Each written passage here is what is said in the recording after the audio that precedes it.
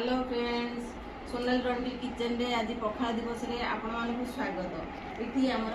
पखाल भात छुंक हेची दही पड़िकी आलू भजा हेची, एटी बीमी आलू भजा हेची, कलरा मसला दिया की भजा हेची, एटा होची आलू चटणी, छुई भजा हेची, बड़ी चूरा, एटी लेंबू कंचलंका लुण, एटी पियाज काकुड़ी साग भजा, एटा बैगण पिठौ, एटा हमर कखारू मंजी पिठा, एटा कखारू फुल पिठौ, ये आमर पखाल